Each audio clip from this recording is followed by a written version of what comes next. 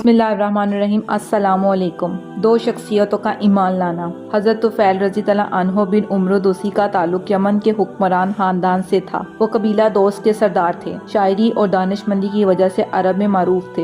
एक बार मक्का आए तो अहले मक्का ने आबादी से बाहर जाकर इसका इस्तकबाल किया और खूब खातिर तोज़ा की। तुफ़ैल दोसी ने अपने ईमान लाने का हाल यूँ बयान किया है। मुझे अहले मक्का ने हज़ूर अकरम सल्लल्लाहु अलैहि वसल्लम के बारे में बताया कि ये शख्स जादूगर है। इसने बाप बेटे, जन और शोहर और भाई भाई में जुदाई डाल दी है और हमारे इत्तेहाद को पारा पारा कर दिया है। हम नहीं चाहते कि तुम्हारी कौम पर भी ऐसी कोई मुसीबत आए, लिहाजा हमारी पुरजोर नसीहत है कि इसके पास ना जाना और इसकी बातें ना सुनना। ये बातें ऐसी उम्दगी से बयान की गईं कि मुझे ज़हनशी हो गईं और मैं इस कदर मुख्तात हो गया कि जब काबा में जाता तो अपने कानों में रुई ठूंस लेता ताकि आप सल्लल्लाहु अलैहि वसल्लम का कलाम ना सुन सकूं। एक रोज मैं सुबह ही खाना काबा में गया। आप सल्लल्लाहु अलैहि वसल्लम नमाज पढ़ रहे थे। चूँकि खुदा की मशीयत ये थी कि आप सल्लल्लाहु अलैहि वसल्लम की आवाज़ मेरी समात तक पहुँचे, लिहाजा मैं अपने आप को मलामत करने लगा कि मैं खुद शायर और आलम हूँ, अच्छे बुरे की तमीज़ रखता हूँ। फिर क्या रोक है कि आप सल्लल्लाहु अलैहि वसल्लम की बात ना सुनूं। अच्छी बात होगी तो तस्लीम करूंगा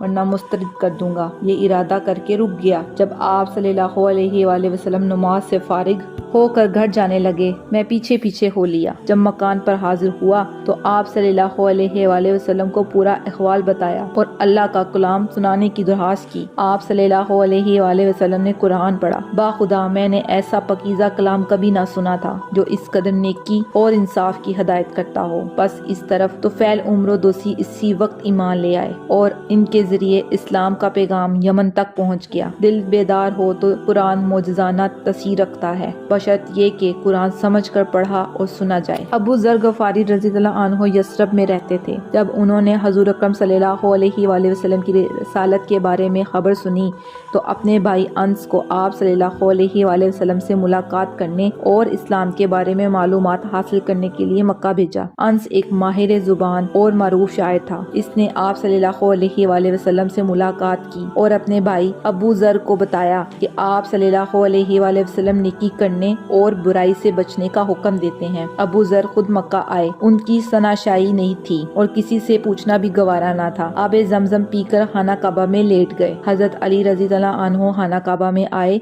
तो उन्होंने मुसाफिर अबू ज़र गफ़ारी को देखकर अहवाल पूछा और घर ले गए। अबू ज़र ने अपना मुद्दा बयान ना किया। दूसरे दिन शाम को हज़रत अली रज़ी अल्लाह अन्हु ने अबू ज़र रज़ी अल्लाह अन्हु को खाना काबा में दोबारा देखकर महसूस किया कि मुसाफिर को ठिकाना नहीं मिला और उन्हें फिर अपने घर ले गए। हज़रत अली रज़ी अल्लाह अन्हु ने हज़रत अबू ज़र रज़ी अल्लाह अन्हु से मक्का आमद का सबब पूछा तो अबू ज़र ने कहा, सुना है इस शहर में एक शख्स नबी होने का दावेदार है, उनसे मुलाकात करना चाहता हूँ। हज़रत अली रज़ी अल्लाह अन्हु अबू ज़र रज़ी अल्लाह अन्हु को हज़ूर अकरम सल्लल्लाहु अलैहि वसल्लम के घर ले गए। अबू ज़र आप सल्लल्लाहु अलैहि वसल्लम से मुलाकात करके और पुरतासीर गुफ्तगू सुनकर ईमान ले आए। वो खाना काबा आए, वहाँ पर कुरैश जमा थे। अबू ज़र ने बुलंद आवाज में कलमा पढ़ा तो कुरैश ने उन्हें सख्त ज़दोगोब किया। हज़रत अब्बास रज़ी अल्लाह अन्हु ने अबू ज़र को पहचान लिया और कुरैश से कहा कि ये शख्स कबीला गफ़ार से ताल्लुक रखता है, जहाँ तुम तिजारत के लिए जाते हो और खजूरें लाते हो। इसके बाद अबू ज़र अपने शहर वापस चले गए। जज़ाकल्लाह।